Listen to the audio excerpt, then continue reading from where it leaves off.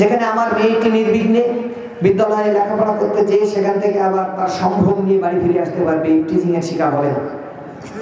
যেখানে আমার বোনটি কোনো দুষ্ট চক্রের খপ্পরে পড়ে আমার পিতার অমতে, গার্ডিয়ানদের অমতে বিয়ে বসে বাড়ি এসে বলবে না যে এটা জামাই মেনে নাও, ঘাড়ে চাপিয়ে দিবে না।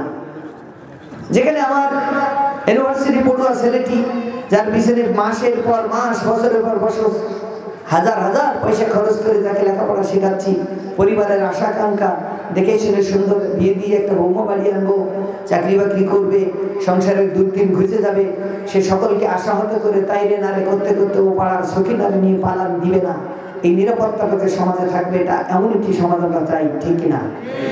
যেখানে আমি ব্যবসা করে বাড়ি ফিরবো, আমার পকেট ভর্তি টাকা থাকবে, রাস্তায় কেউ সেটা কেড়ে নিবে না। এরকম একটি অর্থনৈতিক নিরাপত্তা আমরা চাই, ঠিক কিনা? যেখানে আমি আমার সামর্থ্য অনুযায়ী বাজার সদাই করতে যে যতটুকু টাকা নিয়ে যাব, তার ভিতরে সংসার চালানোর জন্য প্রয়োজনীয় উপকরণ কিনে বাড়ি আসতে পারবো। 1 কেজি আলু আমাকে আকাশ চুম্বি দামে কেনা লাগবে না, 1 কেজি জিরা কিনতে গেলে জমি বন্ধক রাখা লাগবে না। এরকম একটি বাজার ব্যবস্থা, অর্থ ব্যবস্থা আমরা চাই, ঠিক না ভুল? যেখানে আমরা সামাজিক নিরাপত্তা চাই, অর্থনৈতিক নিরাপত্তা চাই, ধর্মীয় স্বাধীনতা এবং নিরাপত্তা চাই, মান সম্মান নিয়ে এবং অন্যকে মান সম্মান দেখিয়ে আমরা বসবাস করতে চাই। সবাই মিলেমিশে এক ছাতার নিচে, আল্লাহর আসমানের নিচে ভ্রাতৃত্বের বন্ধনে আবদ্ধ হয়ে সুন্দর একটি কমিউনিটিতে আমরা থাকতে চাই, ঠিক না ভুল? কেউ আমাকে চোখ রাঙাবে না, বাইরের দেশের লোকেরা আমাকে হুমকি দিয়ে কোণঠাসা করে রাখবে না, প্রতিবেশীরা আমার সাথে ভালো আচরণ করবে, সেটাই তো ভালো জিনিস নাকি? সত্যি করে বলেন, আমরা কি সেরকম মধুময় পরিবেশে আছি? আমাদের নিরাপত্তা আছে? জমির 100 টাকা খাজনা দিতে গেলে 2000 টাকা ঘুষ দেওয়া লাগে। এ কোন দুনিয়ারে ভাই? আপনার দাখিলা কাটবে না, খাজনা নিবে না, 3 বছর ট্যাক্স না দেওয়ার পর জমি নিলে আবার হুমকি দিবে, অথবা আপনি ব্যাংকের ইনভেস্টমেন্ট নেবেন, অথবা জমিটি হ্যান্ড ওভার করবেন, বিক্রি করবেন, অথবা আপনার সন্তানদের ভিতরে লিখে দিয়ে মিউটেশন করতে যাবেন। খাজনা পরিশোধ না থাকলে কিছু করতে পারবেন না। তহসিলদার সিস্টেম করে ছোট একটা ঘরের ভিতরে, 4 দেওয়ালের ভিতরে বসে দাবি করতেছে যে এই জমির খাজনা 100 টাকা, কিন্তু আমার 2000 টাকা দেওয়া লাগবে, নহলে আমি দাখিলা কাটবো না। দাখিলার কাগজ মধ্যে নাই। ইহাকে ঘুষ বলা হয় কিনা? আমরা কি চাই যে ঘুষওয়ালা সমাজ থাকুক, না ঘুষ মুক্ত সমাজ চাই? তাকে আমরা পেয়েছি কেন? জানি না, আসলেই জানি না, ঠিক না? আমি এই সমাজের একজন সদস্য কিনা? কথা বলেন, আপনারা এই সমাজের একজন সদস্য কিনা, নাগরিক কিনা? এদেশের সব নাগরিক, সব সদস্য, সব মানুষ যদি পিওর হয়, ফ্রেশ হয়, ভালো হয়, তাহলে পরে এদের মধ্যে থেকে কেউ তহসিল অফিসে চাকরি করবে, কেউ স্কুলের মাস্টারি করবে, কেউ মুদি দোকানদার হবে, কেউ কাপড়ের ব্যবসায়ী হবে, কেউ রাস্তাঘাট নির্মাণের কন্ট্রাক্টর হবে, কেউ ইউনো অফিসের বড় কর্তা হবে, ইউনো হবে, কেউ ডিসি হবে, কেউ বিচারক হবে। কমিউনিটি বিল্ড আপের জন্য যে যার অবস্থান থেকে ভূমিকা, রোল প্লে করতে থাকবে, ঠিক না ভুল? আমি যদি পিওর হই, সলিড হই, তাহলে যে চেয়ারেই আমাকে বসানো হোক না কেন, সেই চেয়ার থেকে মানুষরা সেবা পেতে থাকবে, ঠিক কিনা? এটা এই স্কুলের বিল্ডিং এর ছাদে মনে হয় ওয়াটার রিজার্ভার ট্যাঙ্কি আছে, পানির ট্যাঙ্কি, তাই না? এখানকার যিনি দপ্তরি, যিনি দারোয়ান, যিনি পিয়ন কিংবা ক্লিনার, তার ডিউটি হলো এটা দেখে শুনে পরিষ্কার পরিচ্ছন্ন করে রাখা।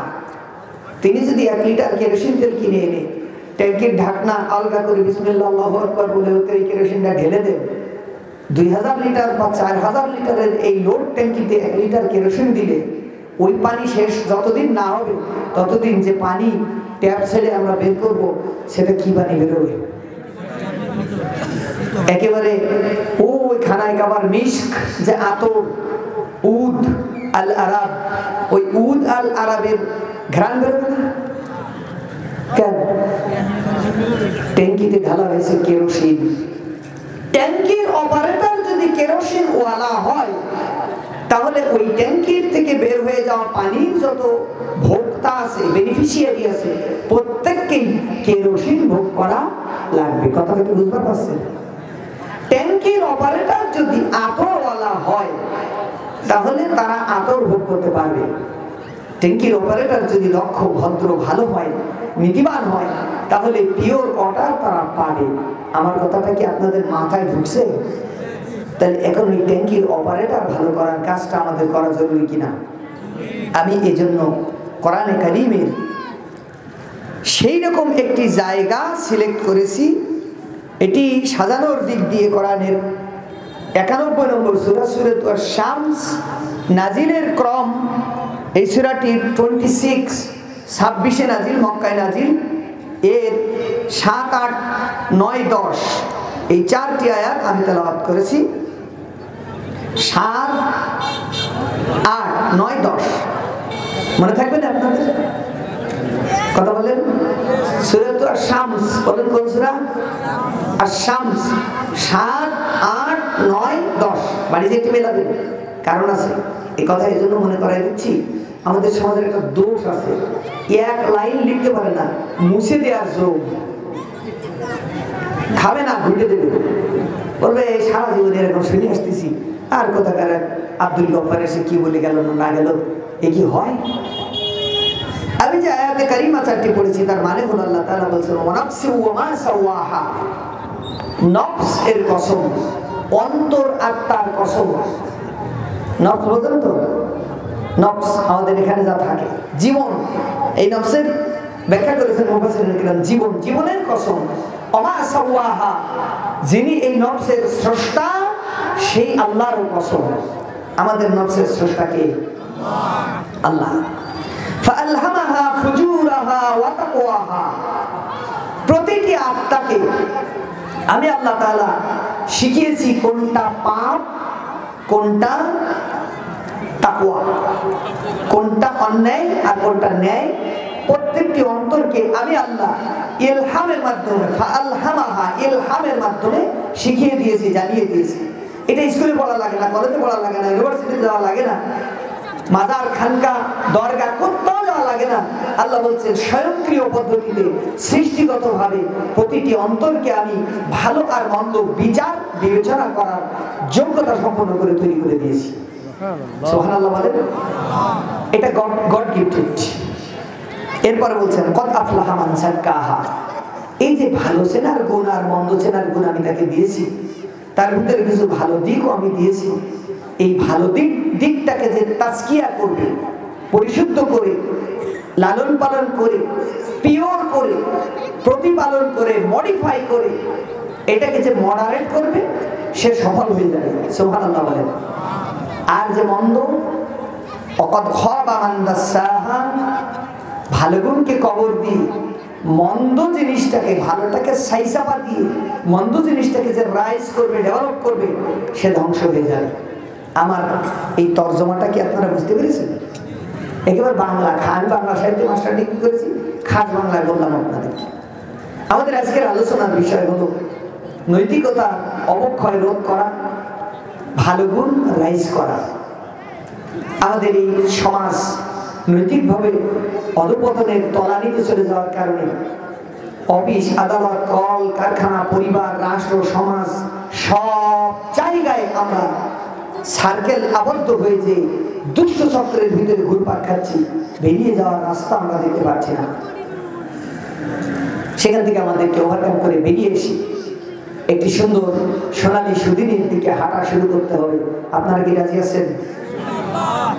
26 নম্বরে নাজিল হওয়া সূরা মানে নবী সাল্লাল্লাহু আলাইহি ওয়াসাল্লাম তমসাচ্ছন্ন সমাজ, অন্ধকারাচ্ছন্ন সমাজ, গুণে ধরা সমাজকে রিস্টার্ট করতে যে, বিল্ড আপ করতে যে, এজ এ চেঞ্জ মেকার, পরিবর্তনবাদী, সংস্কারবাদী নেতা হিসেবে মুহাম্মদ রাসূলুল্লাহ সাল্লাল্লাহু আলাইহি ওয়াসাল্লাম যে যুগান্তকারী কর্মসূচি গ্রহণ করে তা বাস্তবায়ন করেছিলেন, তার প্রথম ধাপে 13 বছর ধরে যে লোক তৈরি করেছিলেন, সেই চ্যাপ্টারে নাজিল হওয়া সূরা।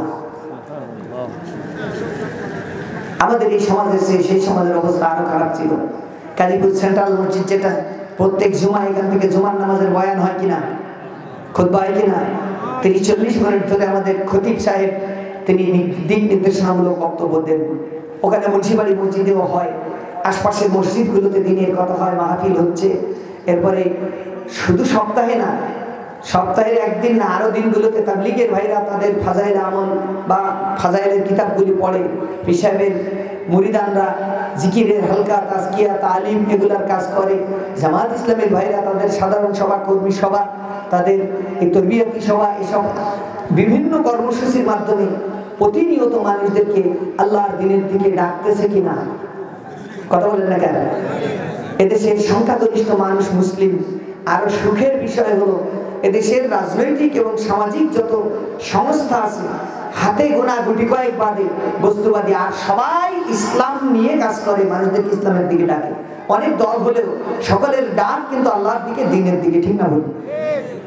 এটা তো ইতিবাচক দিক, শুধু সমন্বয়ের অভাব। একজন আরেকজনকে দেখতে পারে না, এইটা অসুবিধা আছে, তা ইনশাআল্লাহ সেটা মিটে যাবে। বলেন আল্লাহুম্মা আমিন। আমার বন্ধুরা, তাহলে উইকেন্ডে হলিডেতে যখন ইমাম সাহেব মেম্বার থেকে মানুষদেরকে তাজকিয়ার কথা বলে, কিংবা সাপ্তাহিক কর্মসূচির আওতায় অন্যান্য ভাইজানেরা তারাও মানুষদেরকে পরিশুদ্ধির কথা বলে, দিনের দিকে ডাকে, তাওহীদের দিকে ডাকে, সুদ খেতে নিষেধ করে, ঘুষ দিতে নিতে নিষেধ করে, বেপরদায় চলতে মানা করে, মিথ্যা থেকে ফিরিয়ে রাখতে চায়, ন্যায়ের পথে ডাকে, অন্যায় থেকে বিরোধিতা করে, তদুপরি আমার সমাজে খারাপ কাজ হয় কি না? হয়। গত মঙ্গলবারের দিন আমার এক কলিগ আমার কাছে এসে হাসতে হাসতে বলছে, দোস্ত ঘটনা একটা ঘটে গেছে। তা আমি বললাম, কি ঘটনা? বলছে, আমার ছেলেটা আলিম পড়ে, আগামীবার পরীক্ষা, প্রাইভেট পড়ে, আমার মেয়েটাকে ক্লাস 6-এ ভর্তি করবো, তো আমি 5,000 টাকা গুছাইছি, অভাব যাচ্ছে, ছেলেকে বলেছি যে টাকাটা আমার হাতে থাকলে বাজার করা হয়েছে, ওর বাবা তুমি রাখো। তো ভালো আলিম পড়া ছেলে, আবার হাফেজে করান। আমি তাকে, আমার এই কলিগও হাফেজ, ছেলেও হাফেজ, আমি তাকে বিশ্বাস করে তার কাছে 5,000 টাকা দিয়েছি, তুমি রাখো। আমি বললাম, কতদিন দেবে? 8-10 দিন হবে। বলছে, কালকে আমার ছেলে ওর সাথে প্রাইভেট পড়া একটা মেয়ে আলিম, তারে নিয়ে পালায় চলে যে বিয়ে করে বসে আছে। এই কথাটা আমার এই সহকর্মী বলছে আর হাসছে। আমি মনে করছি আর কি করে? আমি যাই, তুমি আর কি করো? আল্লাহর কসম আর কি করি না, টাকা হাতে পাইছে, টাকার চিন্তা করেন, এই বাপের টাকা আছে, বোন ভর্তি হতে পারলো না, না পারলো, ও বিয়ে করে বসে আছে। তারপর তোমার ছেলে একজনের মেয়ে নিয়ে যে বিয়ে করেছে, তুমি হাসতে টাকা কানবো? অ্যাডাল্ট ছেলে বিয়ে করে বসলাম, কি কানবো? এরপরে আরো সংলাপ হলো, বলেন আমাদের সামাজিক অবস্থায় এই কাজটা এখন থেকে 20 বছর আগে কল্পনা করেন, কারোর ছেলে আর কারো মেয়ে যদি পালিয়ে যে বিয়ে করতো, তাহলে ওই বাপ মা গলায় দড়ি দেওয়ার মতন কায়দা করে ফেলতো না? দুঃখে কারোর সাথে কথা বলতো না, লজ্জায় কমিউনিটিতে মুখ দেখাতো না, এমন একটা পরিবেশ ছিল কিনা? 1.5 দশকের ব্রেন ওয়াশ, সামাজিক, রাজনৈতিক, জাতীয় সকল পর্যায়ে, জাতীয়ভাবে, আন্তর্জাতিকভাবে, সকলভাবে মানুষের নৈতিকতাকে এত বেশি অবক্ষয়ের তলানিতে নামিয়ে দেওয়া হয়েছে, যেখানে হাফেজে কোরআন, তার ছেলেও হাফেজে কোরআন, একটি অপকর্ম করেছে ছেলে, সে বুক ফুলায় হাসতে হাসতে বাপ হিসেবে আমার সাথে দিব্যি ফ্রাঙ্কলি এই গল্প বলছেন। আমরা এখন কি করবো? মানে আমার কিছু করার নেই, ও যা হিসেবে রাখবে, বাড়ি আসলে বলবো এই ঘর তোর তুই থাক, না আসলে ও যেখানে পারে থাক। ওর ভিতরে এই ফিলিংস, তাহলে যাদের ভিতরে দিন শিক্ষা নাই, কোরআন নাই, হাদিস নেই, সুন্নাহ নেই, তাদের অবস্থা কি বুঝতে পেরেছেন? লিপ্টে গোলার করে বেড়াচ্ছে, নিঃসন্দির ডাক্তারে না। আমি এক সময় ওয়েস্টার্ন কালচারের ত্রুটি দেখিয়ে দিয়ে বলতাম যে বিশ্ববিখ্যাত ফুটবলার লায়নেল মেসি বিয়ে করেনি 4 সন্তানের আব্বা। ফ্রান্সের প্রেসিডেন্ট ছিলেন নিকোলাই সার্কোজি, 4 সন্তানের আব্বা, বিয়ে করেনি। এখন এই বান্ধবীকে নিয়ে সৌদি আরব সফর করতে চাইছে, সৌদি গভর্নমেন্ট বলেছে এই দেশে বউ ছাড়া লাইফ পার্টনার নিয়ে আসা যাবে না। অগত্যা অনেক টাকা খরচ করে ফ্রান্সের আদালতের মাধ্যমে বিয়েটা সেরেছে, একটু সৌদি আরব সফর করবে। তাই তো ওয়েস্টার্নরা চায় আমাদের ভিতরে ওই কালচার এক্সপোর্ট করতে, আমাদেরকে ওই কালচারে অভ্যস্ত করে যার সন্তান দিয়ে সমাজটা ভরে দিতে চায়। এটা কি ভালো দিক না খারাপ দিক? আমরা কি ওরকম সমাজ চাই? তো বসে তো আছি, হয়ে তো যাচ্ছে। আমাদের পাঠ্যসূচিতে আল্লাহ আমাদের মাফ করেছেন আমাদের আবাবিলদের দ্বারা 5 আগস্টের বিপ্লবের মাধ্যমে, নসের আমাদের পাঠ্যসূচিতে তাদেরকে সামাজিক শিক্ষা দেওয়ার নাম করে যা দেওয়া হয়েছিল সেগুলো আর 2 বছর পড়াতে পারলে কোনো পিতা আশা করতেই পারতো না যে তার সন্তানকে সে নিজ হাতে বিয়ে দিতে পারবে। ঘটনা ঘটে গেছিল, অলরেডি কিছুটা আছে ঘটে। আমার বন্ধুরা, আমি বলতে চাইছিলাম সবাই মিলে যাচ্ছি ভালোর দিকে যাব, কিন্তু চলে তো যাচ্ছি মন্দের দিকে। কারণটা কি? কারণ হলো এই মসজিদের মেম্বার থেকে বয়ান হচ্ছে, কিন্তু ওই বয়ান মানুষের কানে যাচ্ছে না। কারণ ওই বয়ানখানা আমি আমার প্যাকেটস্থ, আমার পকেটস্থ, আমার ব্রেন থেকে বের করা নিজস্ব কারিকুলাম দিয়ে ওইটাকে সাপ্লাই করতেছি। ওটা ব্যক্তি পর্যায়ে, ওটা কমান্ডিং লেভেলে নিতে পারি নাই। যেখান থেকে নির্দেশনা আসলে মানুষ বাধ্য অনুগত হয়ে মানবে, ওই জায়গা থেকে ওই বাণীটা আমরা ছাড়তে পারি নাই। যেহেতু পারি নাই, সেহেতু ওই নির্দেশের প্রতি মানুষের ভ্রুক্ষেপ নাই। আমি আরেকটু বিসিসিলি ক্লিয়ার করি, মুহাম্মদুর রাসূলুল্লাহ সাল্লাল্লাহু আলাইহি ওয়াসাল্লামের কাছে আল্লাহ তাআলা একটা আস্ত কিতাব দিয়েছে, 114 খানা সূরা। কয়খানা? এর 92টা নাজিল হয়েছে মক্কায়। আপনি ভিন্ন মত পাবেন, 88, 90, 92। আমি সংখ্যাগরিষ্ঠ মুফাসসির কিরাম যে মত করেছেন সেটা বললাম। 92টি সূরা নাজিল হয়েছে মক্কা মুকাররমায়। 13 বছর নবী মক্কায় কাটিয়েছেন। এই কথাটা ভালো করে মেমোরাইজ করেন, 1 মিনিট পরে একটা উত্তর করতে হবে। নবুয়তি জিন্দেগির 23 বছরের 13 বছর কোথায়? মক্কায়। এই 13 বছরে 92টি সূরা পেয়েছে, আর 22টি সূরা মদিনায় 10টা বছর পেয়েছে। তাহলে বেশিরভাগ সূরা এবং বেশিরভাগ সময় কোথায়? এই সময় নবীজি কাজ করেছিলেন না বসেছিলেন? সবচেয়ে বেশি নিপীড়িত নির্যাতিত হয়েছেন এবং বেশি হার্ড ওয়ার্ক করেছিলেন। এবার বলুন, যে 13 বছর তিনি মক্কায় কাজ করেছেন, এই 13 বছরে তিনি কি জিনা বন্ধ করতে পেরেছিলেন? সুদ বন্ধ করতে পেরেছিলেন? চুরি বন্ধ করতে পেরেছিলেন? ডাকাতি বন্ধ করতে পেরেছিলেন? ইফটিজিং বন্ধ করতে পেরেছিলেন? জুলুম বন্ধ করতে পেরেছিলেন? No, no and no. আল্লাহ রাব্বুল আলামিন তাকে হিজরত করায় মদিনায় নিয়ে গেলেন। একটি ইউনাইটেড ওয়েলফেয়ার ইসলামিক স্টেট তাকে দান করলেন। তার আগের বছর মেরাজে নিয়ে গেলেন। এটা রজব মাস, মেরাজের মাস। সেখানে নিয়ে যে আকাশ পৃথিবীর সৃষ্টির সকল নিদর্শনাবলী আল্লাহ তাআলা নবীজিকে দেখালেন। সুবহানাল্লাহ। কোন সূরাতুল ইসরা বনি ইসরাঈলের সূচনা লগ্নে বলে দিয়েছেন, সুবহানাল্লাযী আসরা বিআবদিহি লাইলাম মিনাল মাসজিদিল হারাম। ওখান থেকে লম্বা বক্তব্য। তিনি তার বান্দাকে এক রাত্রির কিছু সময়ের ভিতরে নৈশ ভ্রমণ, তার শেষ রাতের ভ্রমণ, ওই ছোট্ট একটি ভ্রমণের ভিতরে তার হাবিবকে মসজিদে হারাম থেকে মসজিদে আকসা পর্যন্ত ভ্রমণ করালেন। 1 মাসের রাস্তা একটানা। এরপরে সেখান থেকে আসমানে ওঠার লিফট নামিয়ে দিলেন, সিঁড়ি। সরওয়ারে কায়নাত জিবরিল আমিনের সাথে আকাশ সীমা অতিক্রম করে, মাধ্যাকর্ষণ শক্তিকে অতিক্রম করে তিনি চলে গেলেন। সপ্ত আকাশ পাড়ি দিয়ে সিদরাতুল মুনতাহায় চলে গেলেন। ওখানে বাহন চেঞ্জ হয়ে গেল, রফ রফ নামের বাহন পেলেন। সেখানে চলে আল্লাহর আরশে আজিমে তাশরীফ আনলেন। মাটির পৃথিবী, মাটির মানুষ আল্লাহর আরশে আজিমে পা ফেললেন। তিনি হলেন মুহাম্মদুর রাসূলুল্লাহ সাল্লাল্লাহু আলাইহি ওয়াসাল্লাম। স্পেশাল ট্রেনিং দিলেন আল্লাহ তাআলা। তিনি বলেই দিয়েছেন, লিনুরিয়াহু মিন আয়াতিনা ইন্নাহু হুয়াস সামিউল বাসীর।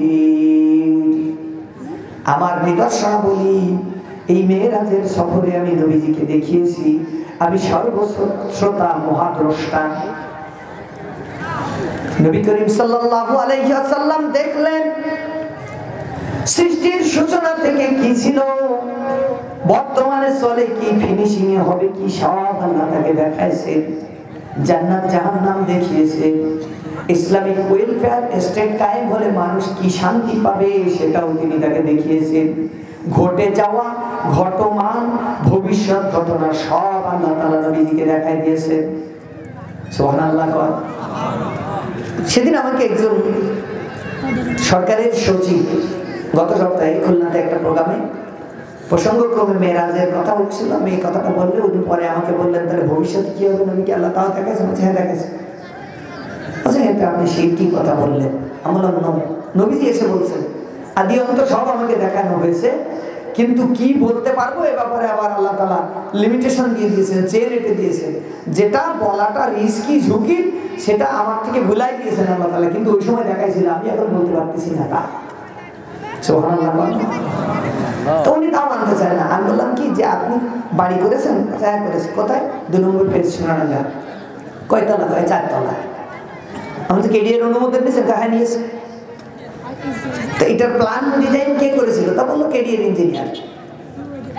আমি বললাম যখন এটা ডিজাইন করেছিল কয়তলার ডিজাইন ছিল? 5 তলার। আমি লেআউট দেওয়ার আগে তাও 5 তলার, 4 তলার, সরি। তখন ওই কাগজটা এরকম ধরলে কি বোঝা যেত যে এখানে আমার বাথরুম হবে, এখানে কিচেন হবে, এখানে বেডরুম, এখানে ড্রয়িং রুম, এখানে গেস্ট রুম? আচ্ছা হ্যাঁ স্পষ্ট বোঝা যেত। তাহলে তখন বিল্ডিং হয়নি, লেআউট হয়নি, তা আপনি বুঝলেন কি করে এই তলার এখানে এতটা ধাপ সিঁড়ি, এখানে এই হবে তাই হবে, এত সিমেন্ট, এত রড লাগবে? কয় ইঞ্জিনিয়ার এটা মেজারমেন্ট করে হিসেব দিয়েছে। দুনিয়ার ইঞ্জিনিয়ার 4 বছর বুয়েটে লেখাপড়া করে যদি এত কিছু পারে, তাহলে মহাবিশ্বের যিনি ইঞ্জিনিয়ার, যিনি বারি মুসাউবির, তিনি পারেন আপনার বলে সেটাকে? বিল্ডিং যদি আপনি 2 তলা করে থেমে যেতেন আর 2 তলা না হতো, আপনার মেমোরি, আপনার ইঞ্জিনিয়ারের মেমোরি বলতো কিনা যে 2 তলা এরকম হবে? বলে হ্যাঁ বলতো। আমি বললাম তাহলে আল্লাহ তাআলা এখন পর্যন্ত বিল্ডিং এর 1 তলা সংগঠিত করেছেন, সেটা দেখাইছেন নবীকে, আর 1 তলার কাজ চলছে, সেটা রানিং দেখেছেন। সামনের 2 তলা বাকি আছে, কেমনে হবে তা দেখাই দিতে পারে না এরকম নীল নকশা দিয়ে? হ্যাঁ পারে। তো আমরা তাহলে ওইভাবে পেরেছি, এখন আপনি শুনতে যান। আপনাদের কি মেমোরিতে ঢোকে এটা? আল্লাহ রাব্বুল আলামিন ওই সময় নিয়ে নবীজিকে দেখালেন একটি কল্যাণ রাষ্ট্রের রূপরেখা কি হবে, কোন পলিসিতে কাজ করতে হবে, সব দেখাই দিয়ে পরের বছর হিজরত করায় মক্কা মুকাররমার জিন্দেগি শেষ করায় মদিনা মুনাওয়ারায় নিয়ে গেছে। এই ঘটনাটা স্বাভাবিকভাবে আল্লাহ বর্ণনা করেননি। তিনি বলছেন ইদ আখরাজাহুল্লাযীনা কাফারু সানিয়াসনাইন, মক্কার কাফেররা যেদিন বিশ্ব নবীকে বের করে দিয়েছিল মক্কা থেকে, তিনি ছিলেন 2 জনের ভিতরে 2য় জন। তিনি বহিষ্কৃত নেতা, তার বিরুদ্ধে হুলিয়া জারি হয়েছে, তার বিরুদ্ধে গ্রেফতারি পরোয়ানা জারি হয়েছে, মৃত্যু পরোয়ানা জারি হয়েছে, তার নাগরিকত্ব বাতিল করে দেওয়া হয়েছে, তিনি মন ভাঙা হয়ে গেছেন। আল্লাহ তাআলা বলছেন নবী লা উকসিমু বিহাদাল বালাদ ওয়া আনতা হিল্লুম বিহাদাল বালাদ। আমাকে একটু চা খাওয়াবেন তো, গলা বসে যাচ্ছে। না নবী, আমি এই মহানগরী মক্কার কসম করছি আপনি হবেন এই নগরীর মেয়র। সুবহানাল্লাহ। কোন অনতিকাল পরেই আপনার হাতে এই নগর বিজয় হবে। মক্কা বিজয় হলেই আপনি ডিসাইড করবেন কে মক্কায় বসবাস করবে আর কে করবে না। আপনি সেদিন নাগরিক সনদ দিবেন। আমার প্রিয় ভাই নাজমুল ভাই আক্ষেপ করে, আপনাদের কাছে তার দাবি আছে, সেজন্য আক্ষেপ করে বলেছেন যে 18 সালে 7 বছর আগে এখানে মাহফিল আমি পরিচালনা করবো, এই জন্য মাহফিলটাই হতে দেয়নি। আমি তো কিছু পূর্বাভাস দেখি, কিছু ঘ্রাণ পাই, আপনারা পান কিনা জানি না। আল্লাহর নবীকে যখন মক্কা থেকে বের করে দিয়েছিল, নাগরিকত্ব বাতিল করে দিয়ে, তার 6 বছর পরে বিশ্বনবী রিটার্ন করার চেষ্টা করেছিলেন হুদাইবিয়ায়। ওমরা করতে যাচ্ছিলেন 6ষ্ঠ হিজরিতে, 6 বছর পরে। তারা 1400 সাহাবী নিয়ে বিশ্বনবী যাচ্ছিলেন, তারা সেখান থেকে নবীজিকে ব্যাক করে দিয়েছিল, যাওয়া যাবে না। এটি অসম চুক্তি হয়েছিল যে পরের বছর 3 দিনের জন্য আসবা, তার বেশি সময় পাবা না। আল্লাহর নবীকে বহিষ্কারের 7 বছরের মাথায় তিনি মক্কায় ঢোকার অনুমতি পেলেন। এটা তার বহিষ্কারের 7ম বছরের মাথায় মাহফিল পরিচালনার অনুমতি পাইছে।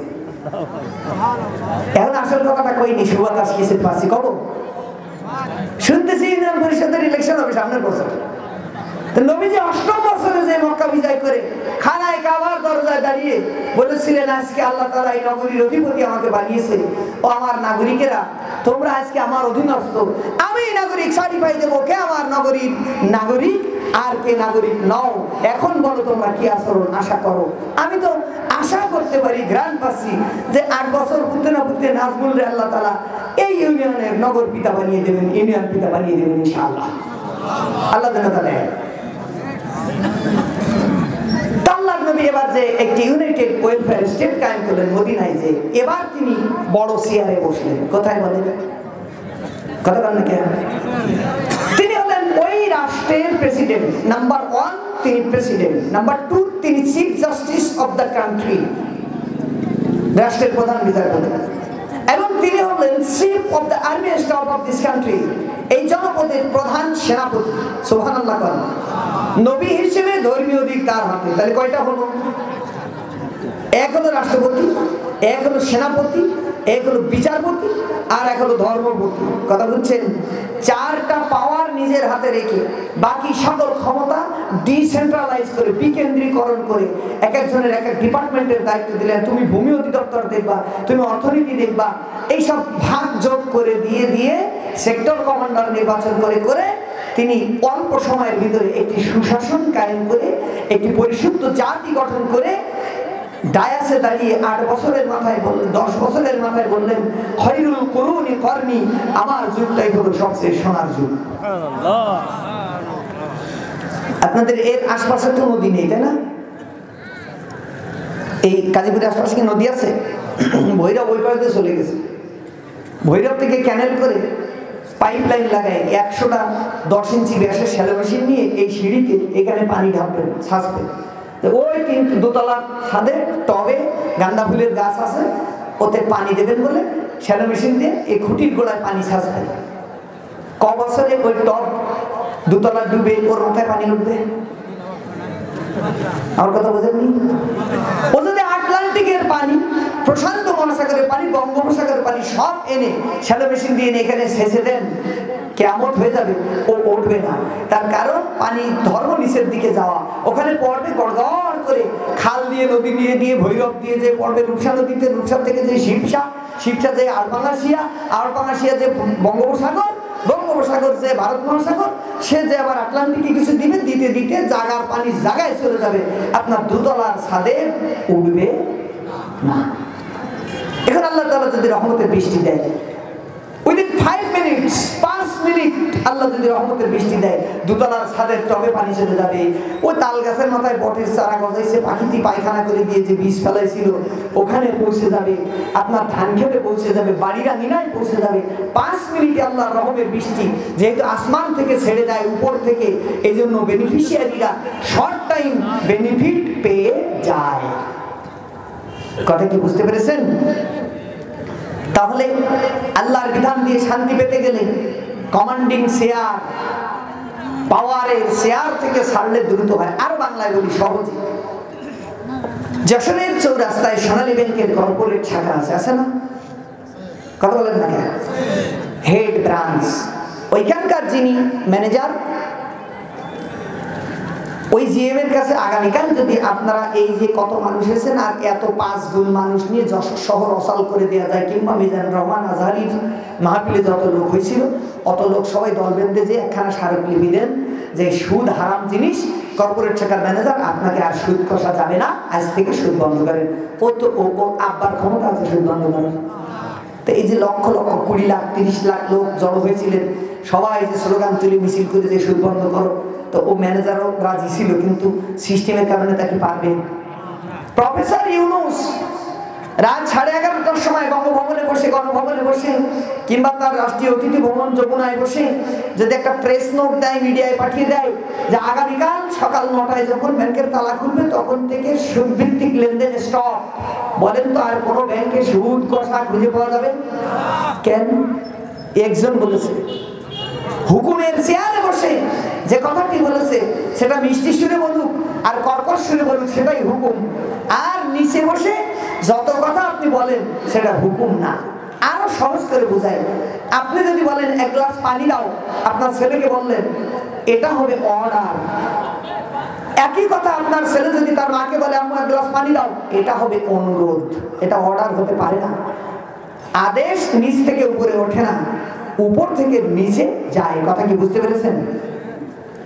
আমাদের এখন ওই আদেশের মাকাম পরিষ্কার করতে হবে, জঞ্জাল যুক্ত, তাহলে সমাজ পরিষ্কার হয়ে যাবে খুব তাড়াতাড়ি। জানি এসছে না? আচ্ছা আচ্ছা, আসতেছে, ঠিক আছে। বন্ধুরা আমার, এই জঞ্জাল সাফ করার চ্যাপ্টারে আল্লাহ তাআলা যেভাবে সাফাই করেছেন নবীজিকে দিয়ে, সেই পলিসির দিকে আমরা তেলাওয়াত করেছি। তিনি বলছেন, প্রবৃত্তিকে আমি এই গুণ দিয়ে সৃষ্টি করেছি। সব প্রবৃত্তিকে, যে প্রবৃত্তি এই গুণগুলোকে রাইজ করেছে, লালন পালন করেছে, সে সফল হয়েছে। যে করেনি সে ব্যর্থ হয়েছে। এটা তো এখনো গ্রামীণ আবহাওয়া আছে। হাঁস মুরগি তা দিয়ে ডিমের বাচ্চা ফুটায় না। একটা মুরগির পেটের ভিতরে যদি, কোলের তলে যদি 6টা হাঁসের ডিম আর 6টা মুরগির ডিম দিয়ে বাচ্চা ফোটানো হয়, 12টাই ফুটে যায়। ফার্স্ট ডেতে মুরগি যখন তার বাচ্চা নিয়ে পুকুর পাড়ে, বা সেকেন্ড ডে, ফোর্থ ডেতে, থার্ড ডেতে যখন পুকুর পাড়ে ঘোরে, তবিয়তগত কারণে হাঁসের ছাউগুলো পানিতে নেমে যায়, মুরগির ছাউ কিন্তু নামে না। মুরগি তখন পুকুরের চারপাশ দিয়ে তর্ক করে আর চিল্লায় যে নামিস না, মরবি। কারণ ওর তবিয়তের পানির ভয় আছে, ওর ফিতরাতে। ও বাচ্চাকে সিগন্যাল দেয় নামিস না, মরবি।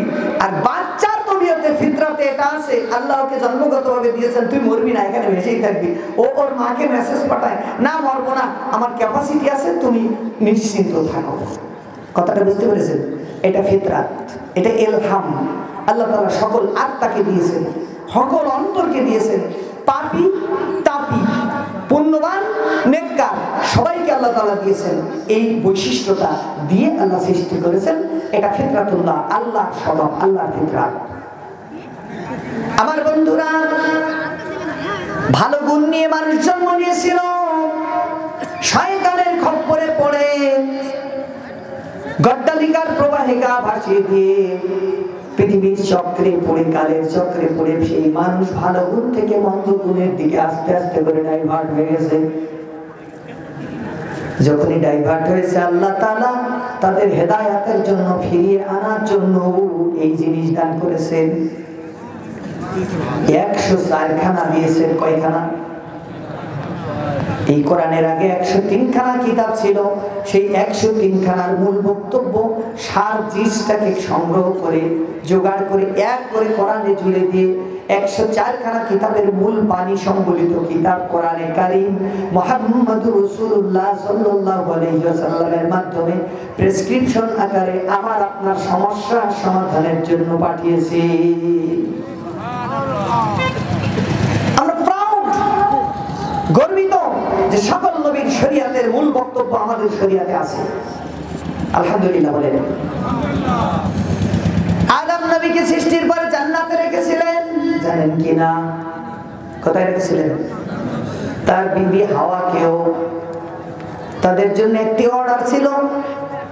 আমি বললাম, আদম উসকুন আনতা ওয়া যাওজুকাল জান্নাহ, তুমি আর তোমার বিবি এই জান্নাতের ভিতরে থাকো। অকুলা মিনহা রাগাদান হাইসু শিতুমা, যা ইচ্ছা জান্নাতের ভিতরে তাই খাও। কিন্তু একটি নির্দেশ আছে, একটি নিষেধাজ্ঞা আছে।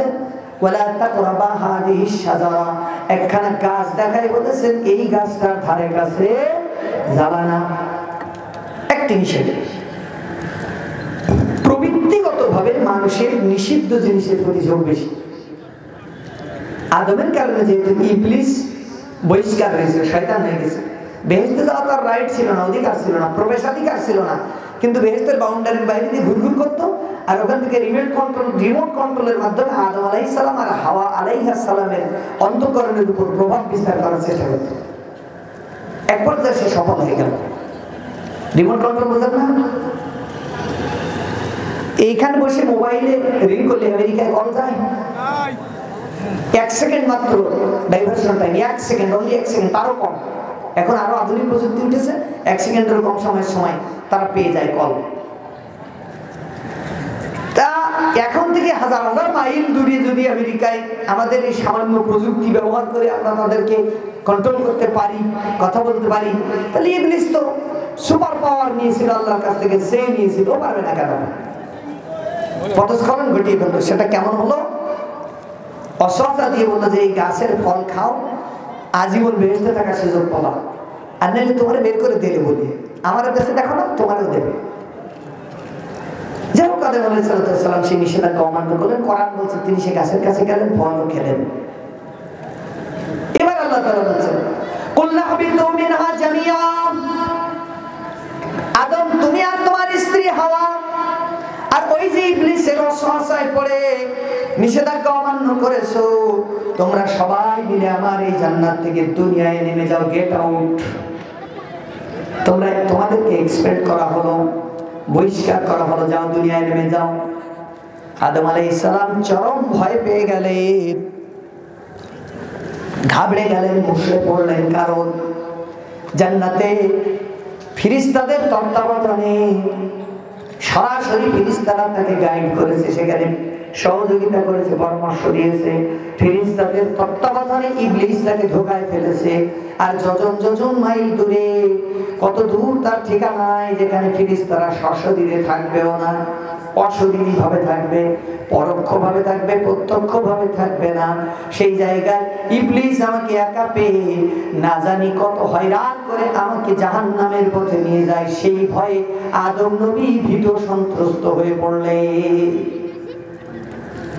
আল্লাহ রাব্বুল আলামিন বলছেন আদম ভয় পেও না, তুমি যাচ্ছ কিন্তু তোমার ভয়ের কারণ নাই।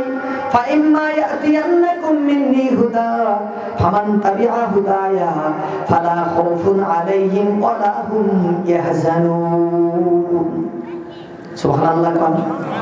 আমার পক্ষ থেকে যুগে যুগে কালে কালে প্রয়োজনের সময় তোমাদের কাছে হুদা যাবে, ঐশী বাণী যাবে, ওহী যাবে, কিতাব যাবে। যে বা যারা আমার কিতাবের বাণীগুলো মেনে চলবে, সেই মানুষদের চলার জীবনে কোনো ভয় থাকবে না, আর কিয়ামতের জীবনে জান্নাতে যাওয়ার কোনো টেনশন থাকবে না। তাহলে আল্লাহ তাআলা সূচনা লগ্নে বলে দিলেন, তোমাকে যে ইলহাম দিয়ে তোমার বিবেক নামের একটি জিনিস আমি ডিভাইস ফিট করে দিয়েছি, ওইখানে ভালো মন্দ এটা জানা বোঝার মতন শক্তি আমি দিয়ে দিয়েছি, আর ওইটাকে লালন পালন করার জন্য হুদা তথা ওহির জ্ঞান দিয়েছি। ওহির জ্ঞান দিয়ে ভালো গুণটাকে যদি ডেভেলপ করো, রাইজ করো, তুমি সফল কাম বান্দা হিসেবে জান্নাতে আসতে পারবে। যে সমাজে বাস করবে সে সমাজটা সুন্দর রাখতে পারবে। আর যদি সেটার উল্টো করো, তুমি যদি মন্দ গুণ করো, রাইজ করো, আমার ওহির জ্ঞানকে ভ্রুক্ষেপ না করে পাশ কাটিয়ে শয়তান এবং মানুষের তৈরি করা মত আর পথ নিয়ে যদি চলো, তাহলে তুমি ওই খারাপ গুণের রাইজ করা আরো খারাপ থেকে খারাপে নেমে যে একটা সময় এসে দেখবা তোমার গন্তব্য হলো আমার জাহান্নাম। নাউযুবিল্লাহ। তাহলে আমাদের এই ভালোটাকে লালন করার ওষুধটা হলো কোরআন। বলেন কি? আপনারা বলছিলেন না একটি সুন্দর সমাজ চাই, বলছিলেন না? না বলে থাকলে এখন তো চান সুন্দর সমাজ। সুন্দর সমাজ বিল্ড আপ হতে গেলে লাগবে কোরআন সুন্নাহ। কি লাগবে?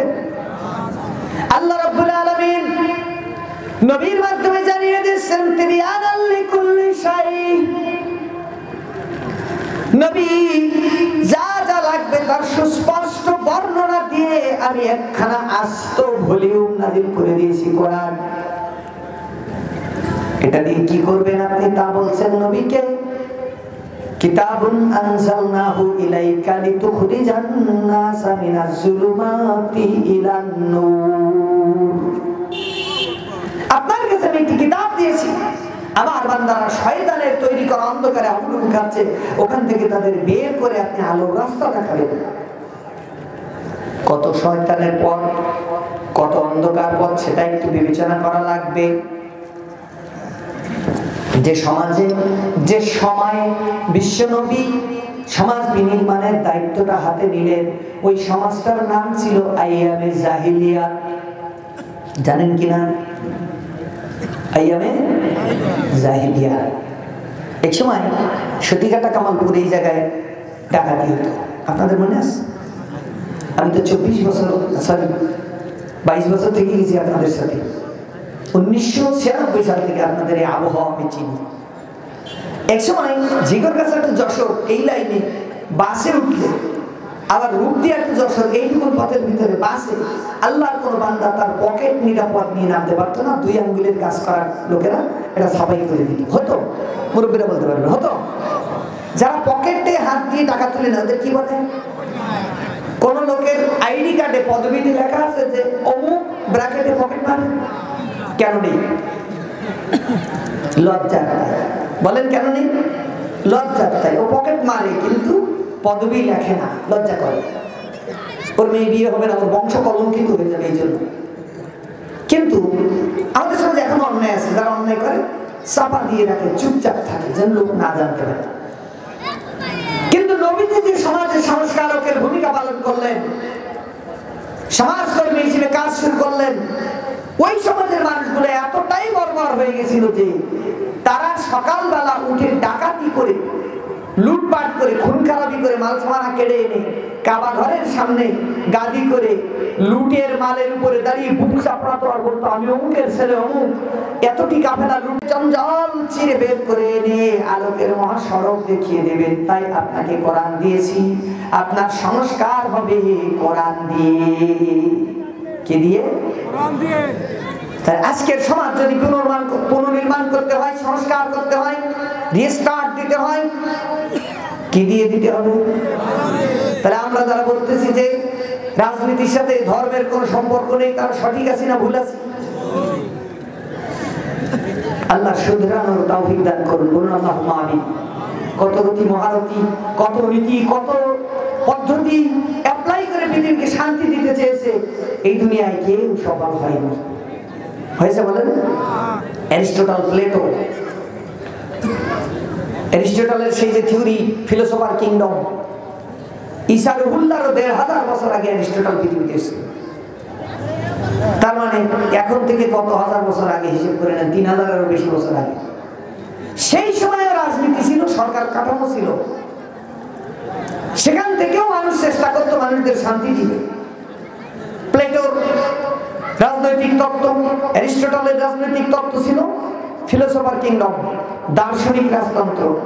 রাজা যিনি হবেন তিনি হবেন আদর্শিক পিতা রাষ্ট্রের। রাষ্ট্রের সব পুরুষ মানুষ তার সন্তান হবে, সব মেয়ে মানুষ রাজার বউ হবে, আর সব সম্পদ হবে রাজার ব্যক্তিগত সম্পদ। তিনি ইচ্ছা মতন ভোগ করবেন, ইচ্ছা মতন নারী ভোগ করবেন, ইচ্ছা মতো সন্তান জন্ম দিবেন, আর তার সন্তানদের যাকে ইচ্ছা যতটুকু দিবেন, এর বাইরে কিছু করবেন না। এই ছিল তাদের রাজনৈতিক দর্শন। মুহাম্মদ রাসূলুল্লাহ সাল্লাল্লাহু আলাইহি ওয়াসাল্লাম যে সংস্কার করলেন, জাতিকে স্বপ্ন দেখালেন, না ওটা ভুল থিওরি, তোমরা আসো আমি তোমাদেরকে আসল থিওরি দিচ্ছি। রাইসুল কওমি খাদিমুহুম, জাতির যিনি লিডার হবেন, রাষ্ট্রপতি হবেন, তিনি হবেন সেই রাষ্ট্রের সবচেয়ে বড় সেবক। তিনি ভোক্তা হবেন না, তিনি দাতা হবেন, ভোগী হবেন না, ত্যাগী হবেন। তিনি নিজে তা করে দেখিয়েছেন। কথা বুঝতে পেরেছেন? তাহলে কে দিয়েছে এই শান্তি, এই সুশাসন, এই বৈষম্যহীন সমাজ? এটা যিনি দিয়েছেন তিনি মুহাম্মদ রাসূলুল্লাহ সাল্লাল্লাহু আলাইহি সাল্লাম। আর যা দিয়ে দিয়েছেন তা হলো এই কোরআনে কারীম। তা কি বুঝতে পেরেছেন? আল্লাহ রাব্বুল আলামিন আবার বলছেন লিতাহকুমা বাইনান নাস, আপনাকে আমি কোরআন দিয়েছি যাতে করে আপনি আমার কোরআন দিয়ে মানুষদের বিচার ফায়সালা গুলো করতে পারেন।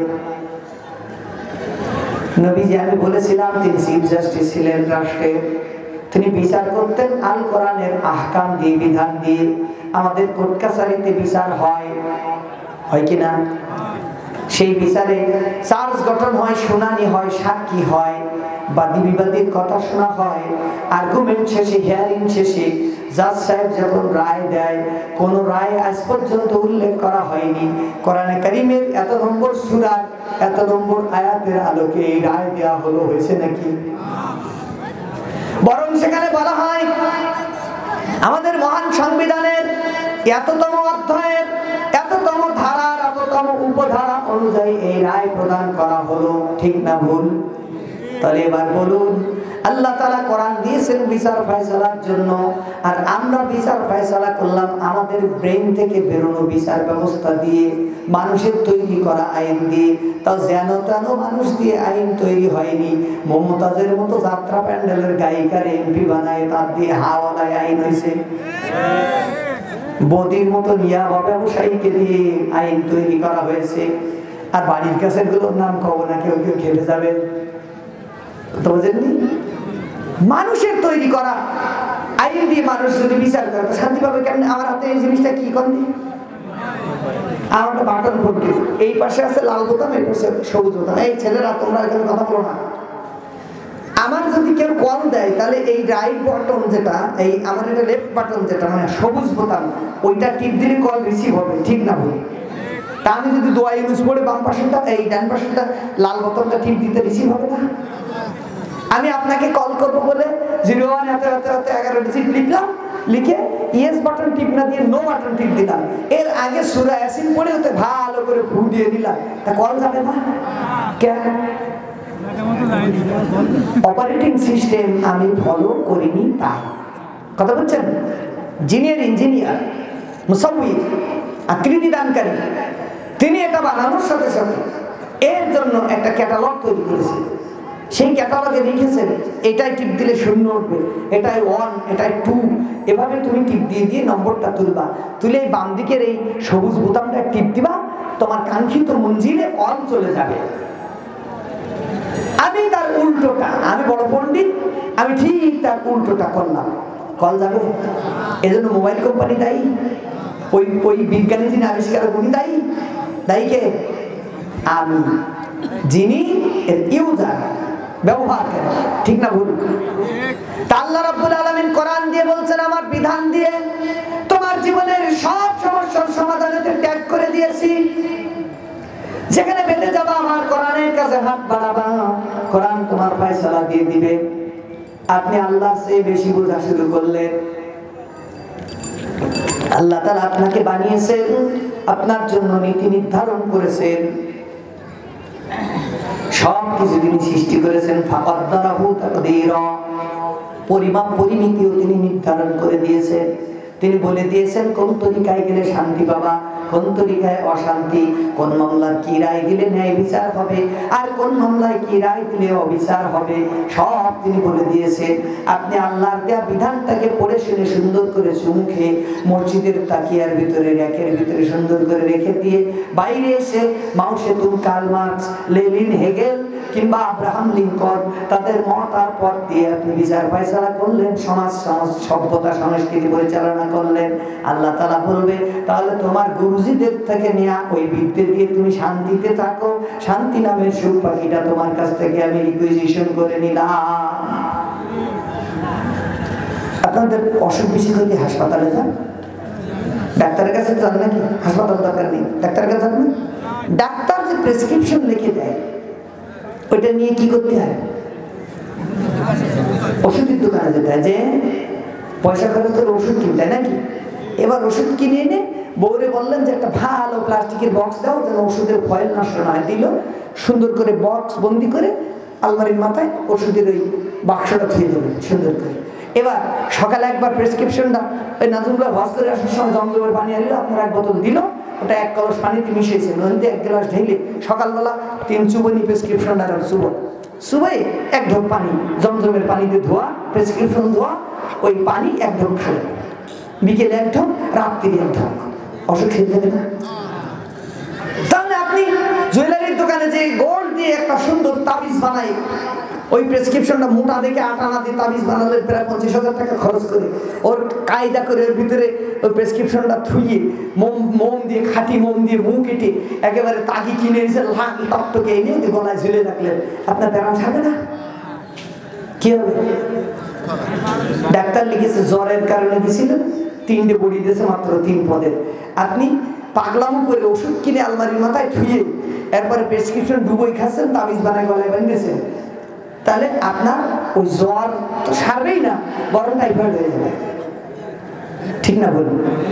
এখন আপনি চিন্তা করতেছেন যে টাইফয়েড জ্বর তো আরো বেড়ে গেছে, তো ওষুধ তো কিনছিলাম, তা ওইটা এক কাজ করি, শিলপাটায় দিয়ে কায়দা মতন গুঁড়ো করে পাউডার বানাই, সারা গায়ে মেখে থাকলে সুন্দর একেবারে ভেসিয়ে, তাহলে এবার টাইফয়েড ছেড়ে যাবে না। এইবারে আপনি যদি এই অপকর্ম আরো করেন, একটু গরম পানি দেন, চা দিয়েন না, এই অপকর্ম কন্টিনিউ রাখেন, যদি ওষুধ খেলেন না, তাহলে টাইফয়েডের থেকে তৃতীয় ধাপে যে আপনার লিভার সিরোসিস হয়ে যাবে, আপনার লিভার নষ্ট হয়ে যাবে, অতিরিক্ত জ্বর হয়েছে, টাইফয়েড হয়েছে, আপনি এখনো কার্যকর ব্যবস্থা গ্রহণ করেননি, ডাক্তার আপনাকে প্রেসক্রাইব করেছে, টাইম টু টাইম ওষুধ খাওয়ার কথা বলছে, ওটা ফলো করেননি, সে কারণে আপনি ধাপে ধাপে ক্ষতির দিকে যাচ্ছেন না উপকারের দিকে। ঠিক অনুরূপ আল্লাহ তাআলা কোরআন দিয়েছেন আপনাকে আপনার সমাজ, সভ্যতা, সংস্কৃতি সবকিছু রিস্টার্ট করতে, বিল্ড আপ করতে, রিঅ্যারেঞ্জ করতে। আপনি তা না করে আপনি ওটাকে পড়ে সকাল বিকেল শুধু নেকি নেবেন বলে সুমুখে তাকিয়ার ভিতরে রেখে মানুষের তৈরি কথা বিধান অনুযায়ী ওই যে ওষুধ বেটে গায়ে মাখানোর মতন তাই করতেছেন, তাহলে আপনি ক্ষতির দিকে ছাড়া কল্যাণের দিকে কিন্তু যেতে পারতেছেন না। আল্লাহর নবী মানুষদেরকে এভাবে করে অ্যাকোমোডেট করে ডেকে তাদেরকে কোরআনে কারীমের ছোঁয়া দিয়ে তাদের আমল পরিবর্তন সংস্কার করলেন, সংস্কার করে তাদেরকে পিওর করে পিউরিফাইং একটি সমাজ গঠনের জন্য, একটি সুন্দর ওয়েলফেয়ার কমিউনিটি বিল্ড আপের জন্য তিনি এই যে বিল্ডার, এই যে ফাইটার, তিনি সাকসেসফুল লিডার হিসেবে জগৎবাসীর সামনে আবির্ভূত হলেন। তার তাজকিয়ার কাজটা ধাপে ধাপে ছিল। আল্লাহ রাব্বুল আলামিন সূরাতুল আলার ভিতরে বলছেন, قد أفلح من تزكى وذكر اسم ربه فصلى। যে মানুষ সংস্কারের পথে হাঁটলো, যে মানুষ পরিশুদ্ধির পথে হাঁটলো, ওই মানুষটা সফল হলো। আর ও পরিশুদ্ধির পথে হাঁটতে যে ওয়াদাকার আসমা রব্বিহি, তার রবকে স্মরণ করলো, তার মানে তার রবের বিধানটাকে সামনে রাখলো, রবের বিধান অনুযায়ী নিজের ভিতরে সব দিকগুলো বিল্ড আপ করলো। ফাসাল্লা, সে নামাজের মাধ্যমে মাথা লুটিয়ে দিয়ে রবের প্রতি কৃতজ্ঞতা প্রকাশ করলো। যদি তা সে পারে তাহলে ওই মানুষটা বিজয়ী হলো, সফল হলো। দেখুন বন্ধুরা, অস্ত্র শস্ত্র ছিল না, বিশাল অট্টালিকা ছিল না, বিরাট সম্পদের পাহাড় ছিল না, একাডেমিক সার্টিফিকেট ছিল না, গবেষণাগার ছিল না, কোন ইন্ডাস্ট্রি ছিল না, কলকারখানা ছিল না, মরুবেদুইন ছিন্নমূল একদল মানুষ, যাদের পায়ে ঠিক মতো জুতো থাকতো না, পরনে ঠিক মতো কাপড়ও থাকতো না, সেই ধরনের অধপতিত, সে ধরনের নালায়েক, সে ধরনের অশিক্ষিত একটি জনগোষ্ঠীকে মাত্র 23 বছরের সময়ে মুহাম্মদুর রাসূলুল্লাহ সাল্লাল্লাহু আলাইহি ওয়াসাল্লাম তার সংস্কারের আওতায় এনে এমন একটি সমাজ গঠন করলেন, বন্য প্রজাতির মানুষগুলোকে তিনি সর্বাধুনিক সুসভ্য মানুষে রূপান্তরিত করে দিলেন।